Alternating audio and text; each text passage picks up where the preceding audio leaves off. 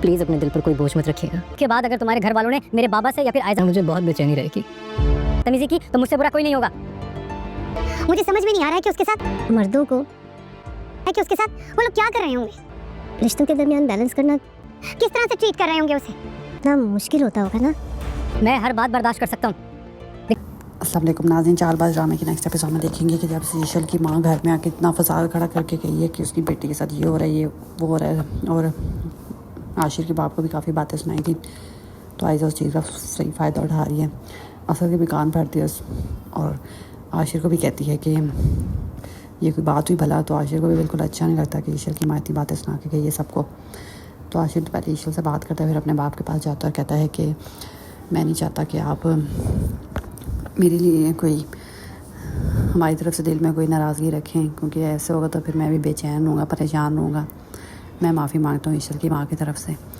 तो आशिर का बाप उससे कोई बात ही नहीं करता। उधर आयजा असद को पंप करके इतना भर देती है कि असद को भी समझ नहीं आता। वो ईशल के पास पहुँच जाता है बात करने और कहता है कि एक बात ना मेरी कान खोल के सुन लो, अगर अब तुम्हारी अम्मी दोबारा आई और उन्होंने मेरे अब्बू को कुछ कहा या आयजा से बदतमीज़ी की ना, तो मुझसे बड़ा कोई नहीं होगा।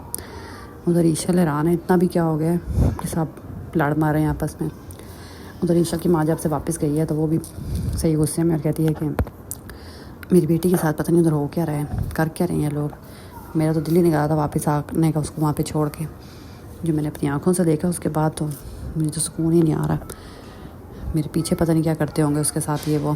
तो ईशल का बाप उसे समझाता है कि कुछ नहीं करते होंगे, तुम उनके मामलात में नहीं बोला, ऐसे बोलोगी तो उसका ईशल के लिए मसले खड़े होंगे। पर ईशल की माँ कौन सी काम है, वो भी फुल हर वक्त लड़ाई के मोड़ में।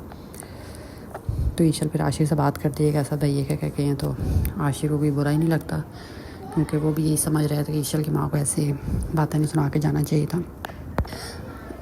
आशिर कहता मुझे सुना देनी तो खैर थी, लेकिन मेरे अब्बू को वो मुझे बिल्कुल बर्दाश्त नहीं होगा कोई मेरे बाप से ऐसे बात करके जाए। तो ईशल फिर अपनी माँ से बात करती है। तो उसकी माँ कहती है तुम क्यों सॉरी कर रही हो, तुम मुझे मना क्यों कह रही हो, गलती उन लोगों की है।